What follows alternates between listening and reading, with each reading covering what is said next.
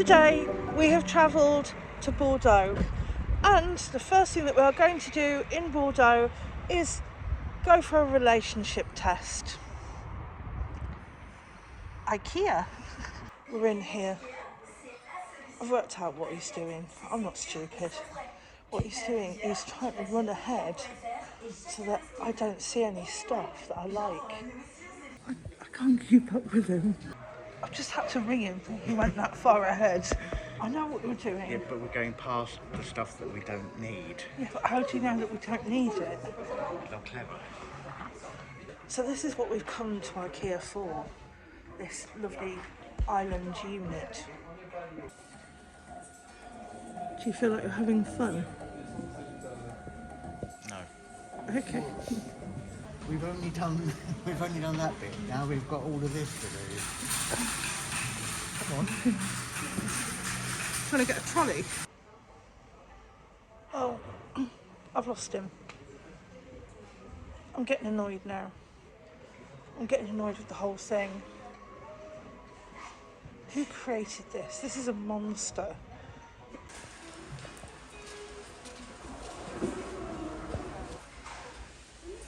Just been and had a lovely lunch. Now we are in the car. Yeah, not really enjoying that. Not really liking that.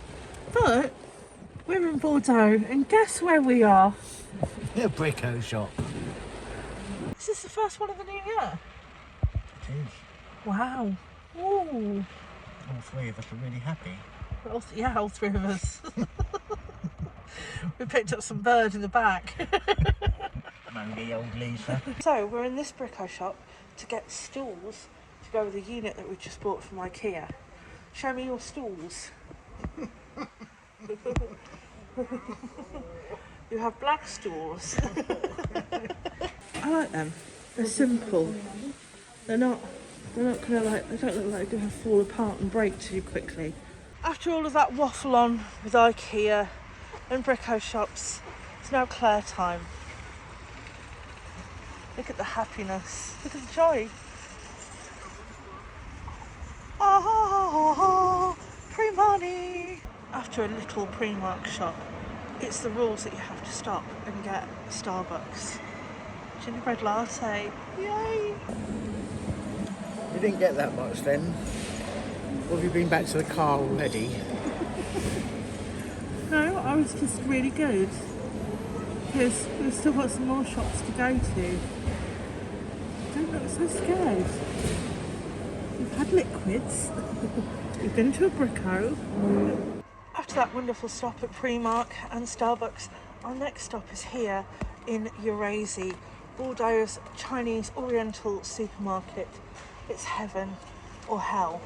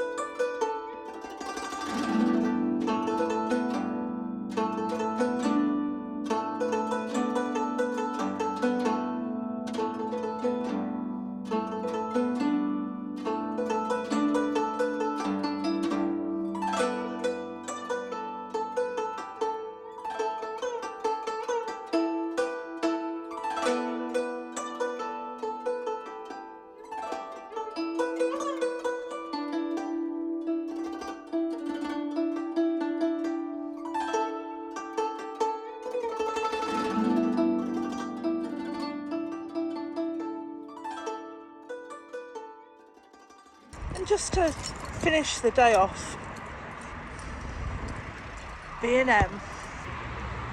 Well, that was great fun, and it's getting dark. It's time to go home, see the doggies, and we've treated the doggies to a new bed. They're going to be so happy.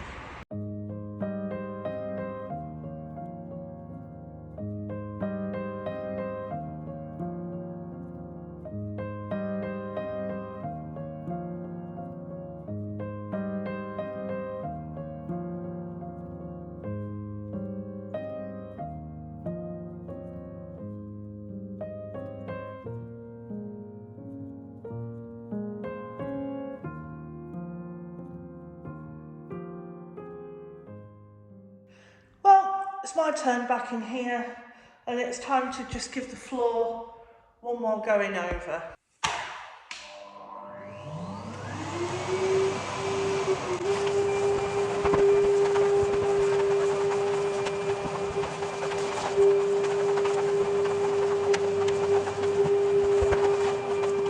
Everything is now hoovered. However, I'm having one of those classic butcher moments of, I don't think there's enough in the bloody tin.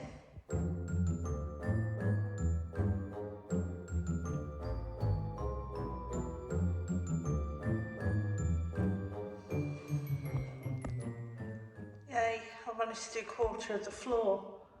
Yesterday I started doing the kitchen floor again, and I ran out of the product that I'm using to do the floor with. I've come out today, I've come to a brico shop. And of course, I come to a brico shop on the only day of the year where it has an exceptional closure.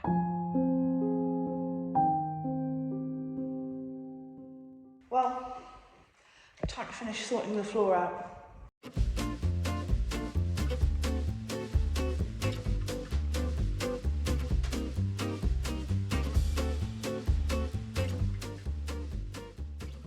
And there we have it, one completed floor.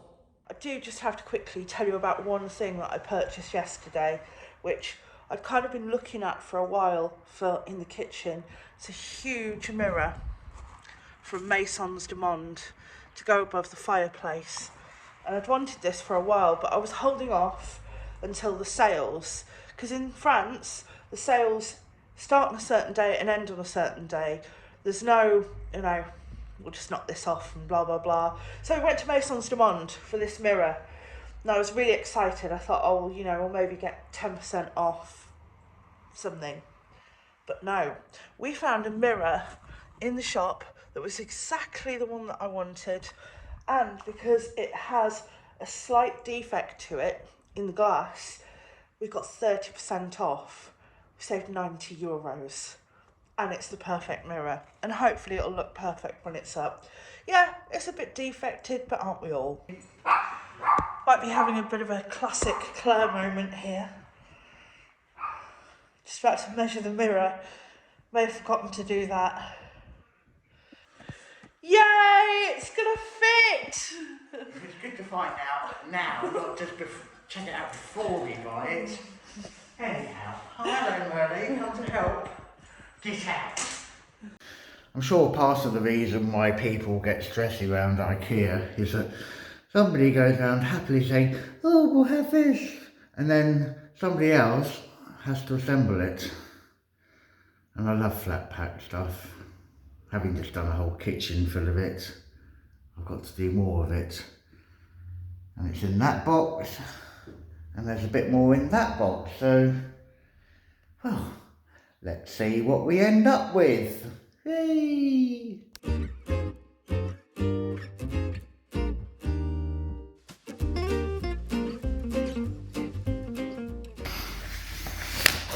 You have a choice. You can have one unhappy person doing it, or two people doing it.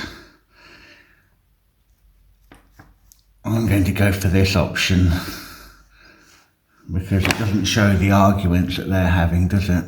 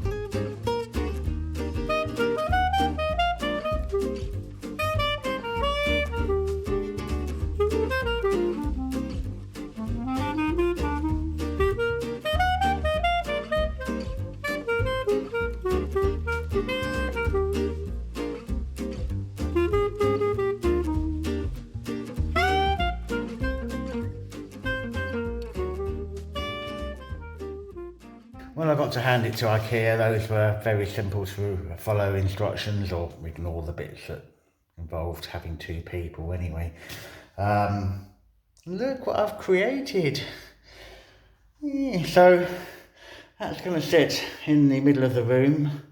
Don't think we're going to show you that immediately. Save that for the room reveal, I think.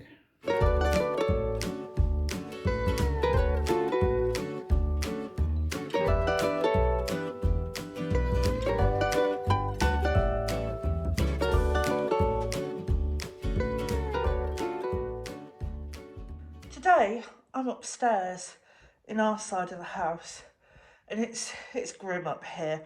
Don't know whether you can remember, but before Christmas Nick lined all of this wall at the other side with polystyrene sheets and it seems to have worked really well. As you can see, it's just cold. There's no water running down the walls. However, where it's not insulated, like this door, I don't know whether you can see, but the whole of this door is just condensation. And the door's really dirty, I think, from, well, I've never cleaned it. Why would I? It's in the arse end of nowhere of this house. Anyway, why am I up here? Well, we still have things in storage that we've got no room in this house to unpack because, yeah, although it's big, it's just not got storage apart from storage for boxes. So this morning I've come up here with Mr. Butcher and I've pulled out some boxes and I've started going through them, and there's things in these boxes that I can use for next door in the big house. And it's just one of those moments where it's great because it's kind of like going shopping for stuff that you already had, and some of it you really missed and didn't realise, and some of it you're thinking, why have I got this? It's like, there's a tennis racket. I didn't even know that we owned a tennis racket. Neither of us know whose tennis racket this is. Anyway, I'm just having like a lovely time kind of seeing some of our old stuff and finding stuff that we didn't know. I'm looking for a fruit bowl. I'm looking for a very specific champagne bucket. And the third one, I'm still wondering whether one day I will find my missing car keys. Could be the day, you never know. I'm a few hours in. I'm finding some truly epic stuff. Some really nice memories, some really useful things, some broken things, some completely useless tat. I'm at that stage, I think, that everybody gets to when they do something like this, which is the, oh my god, why the hell have I started this stage? But I'm also getting rid of a lot of rubbish. It's dark now, and I've finished upstairs for the day. I've gone through everything. I found some of the items which I was looking for, which is brilliant. I've still not found my car key. That's fine. I may find it one day. But the main thing is I've found the bits that I want to finish dressing the kitchen with. I think now it's time for a little recap of when we first moved in, what the kitchen was like. Now just remember, with these videos we were very new to vlogging, but it gives you an idea of what the room was like.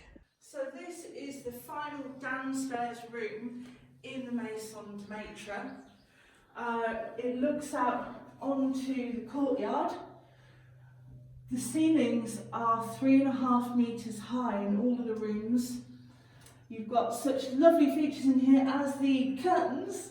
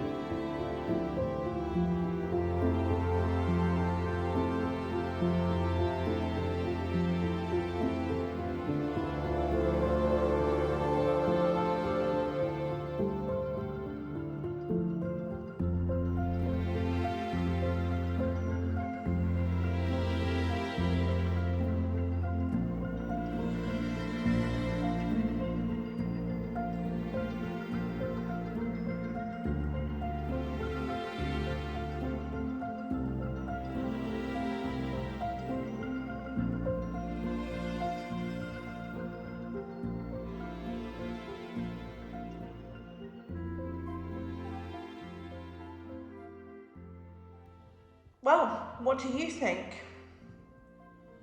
I'm really pleased with how the whole room has worked out and how hard we've both worked to put this room together. Yeah, it's just wow. I did try to wash the original curtains that came with this room, but when I did, they just disintegrated in my hands. We still have one piece of furniture to get for in this room, which is going to be a cupboard, which will go over here as extra storage. And I'm umming and ahhing with putting something up around the window. We don't really need it for privacy. I think if anything, it would be more for decoration. However, this kitchen will mainly be used just for making breakfasts for guests who come and eventually stay in the Maison de Maître. Or if we rent the whole building out as a whole, it would make a great kitchen for anyone wanting to come and stay. I did pull a couple of bits out of storage just to go on these shelves up here. Sometimes less is more. Up there we have a lovely antique butter churn. You always need a statue of a dachshund, and cooking pots and champagne buckets. And I'm slowly bringing things over from our side of the house to this side to kit the kitchen out with. So what do you at home think? Drop a comment below and let us know. But I think we're both really happy with this. I say both, he's just off in the shower at the moment, so I'm having to record this on my own. But yeah, look at that. I do keep coming in here and kind of pinching myself and going, wow. It is really quite funny though, because when you open a door into another room, it's back to building site. Some of you at home may also be wondering, how much? So apart from our time, which of course is priceless, the whole lot, including everything from taps, floor cleaner, mirrors, units, shelves, it's come in at just under €8,000. Not bad.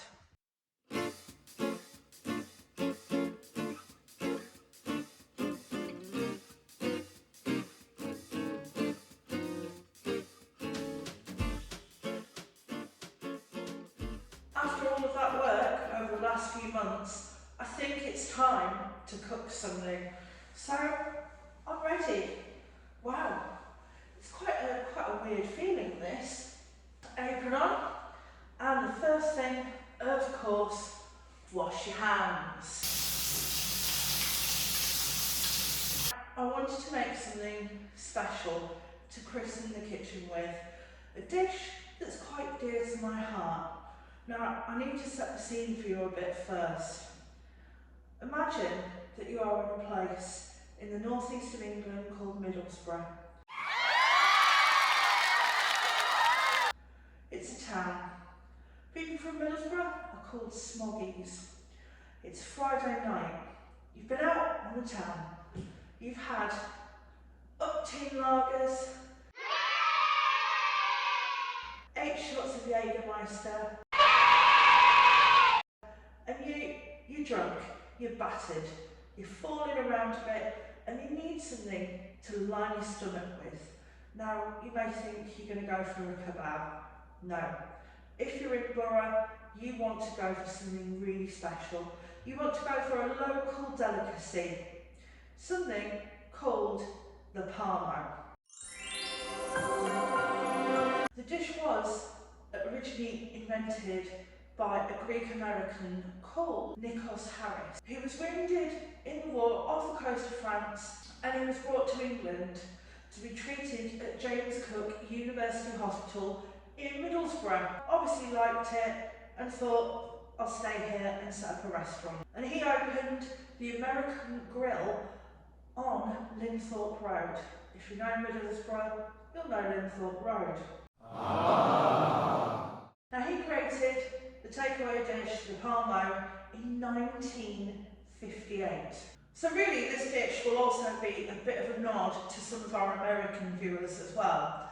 I understand it's a little bit echoey in here. Sorry, I've not got a microphone on today. And also, ignore the time on the clock up there. It's wrong.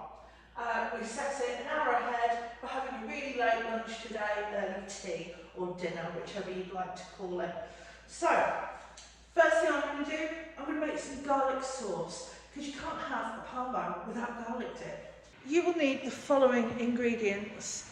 What I'm going to do, I'm going to put a list of them up here now, and if you want to know, you can pause.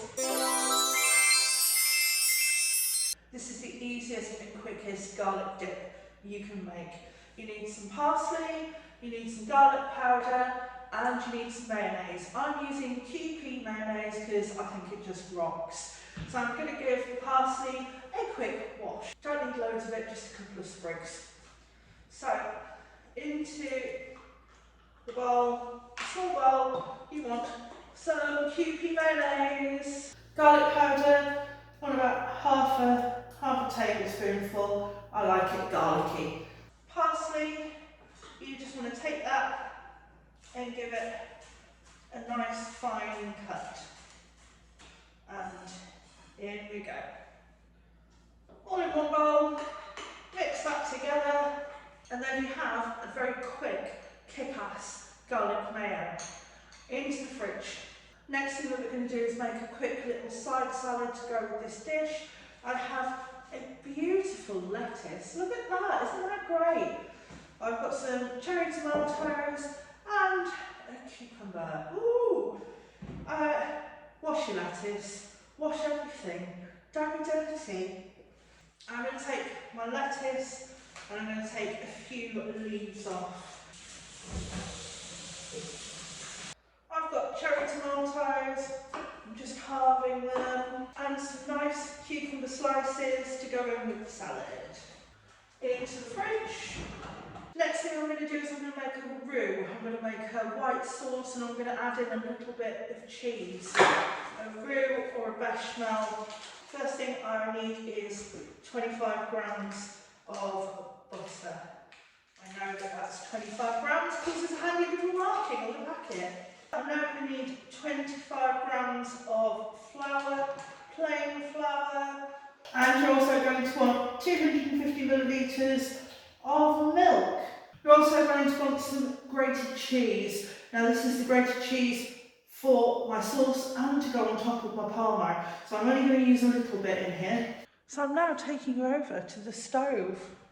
Wow. Oh my god, it's so shiny and new.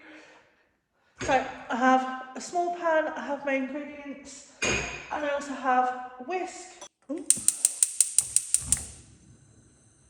Oh wow, look at that, it works. Into my pan, I am going to add my butter. Now that's melted, I'm going to gradually add the flour in and I'm going to whisk.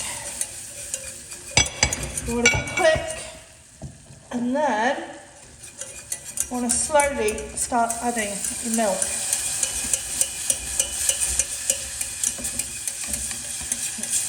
And you want to wait until the milk is fully absorbed into the mixture before you add more.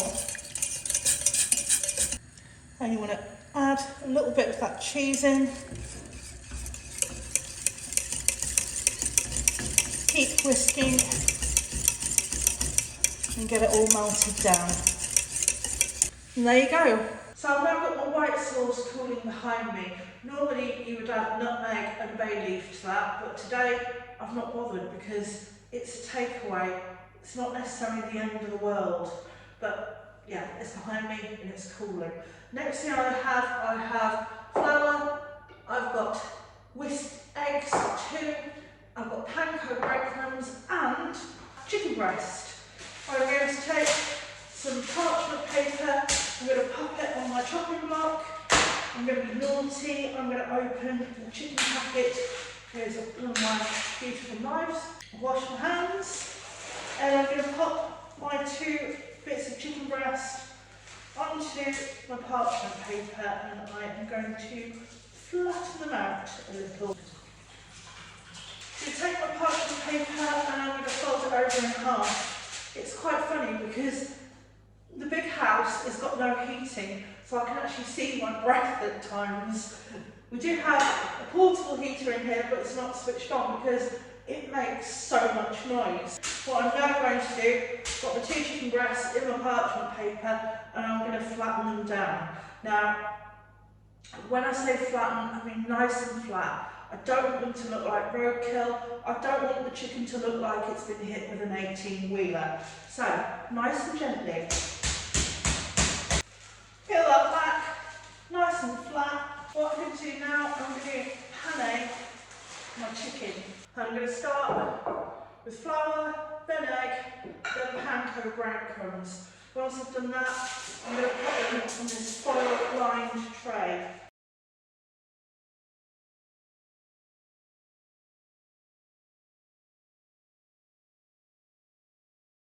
And there we go, 2 paned chicken breasts. What I've done, I brought through my little deep fat fryer and I've put it underneath the canopy hood.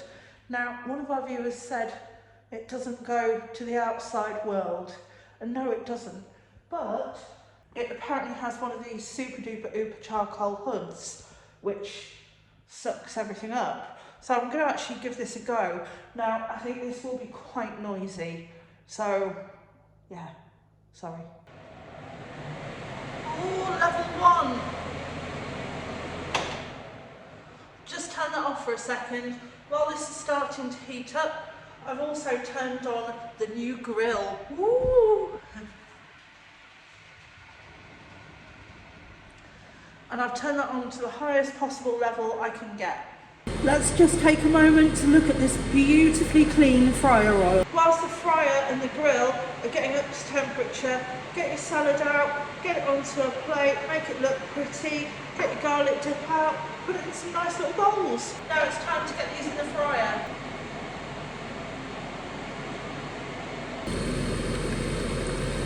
I'm just going to quickly turn that off so you can hear me. It's really loud, but it's very effective. Anyway, these have come out lovely, they're golden brown. It's time to get them out and get them onto a clean oven tray. Ideally non-stick. Ta-da! I'm going to take both pieces of chicken, I'm going to take my roux, and I'm going to coat the chicken in a very nice thick layer of this cheesy beche. Once they're both coated with the bechamel, you want to get your cheddar and your mozzarella mix on there. And you want to take that and you want to get that under the grill. While they start to grill, you want to have left your fryer on. Get some cheap frozen fries and chuck them in. After a few minutes under the grill, your Parmo is starting to look on. To finish off your salad, you want some balsamic glaze. Now I know that my father-in-law is watching at home going, no you don't want any of that. Well, a lot of people do. I do. Balsamic glaze on your salad. Anyway, I'm going to take my Parmo out. Ha ha ha ha. Wow. Sexy, sexy Parmo.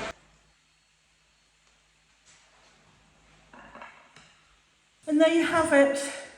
Traditional borough chicken Parmo with fries, garlic sauce and salad. And of course the vultures here. So to break the new kitchen in fully, we're doing wine of the week. It's the first time we've done wine of the week this year. You know, sometimes you just want a little break. So today we have a Cremant de Bordeaux. Hi and welcome to Wine of the Week! I think this has to be the classiest Parmo ever because it comes with like some kind of fizzy stuff. Yeah, it's not champagne, but... Only because of where it was made. I know. Anyway, we hope you like the new kitchen. Yes, we do still have the addition of a piece of furniture to go here, but I'd rather wait and get something that's worthwhile. It's nice to have finished it and be able to move on to another project now, so well, you'll just have to keep on watching to find out what that is. If you have enjoyed this week's episode, please click the like button. If you'd like to share it with someone, please share the episode. If you're not yet a subscriber, just click that button. It's Become one. free. It's free. Anyway, this is getting cold. So yes, cheers to you. Cheers. And cheers to you. Yeah. Here's the kitcheners. See you soon. Parmo, good Parmo? Oh, it looks lovely.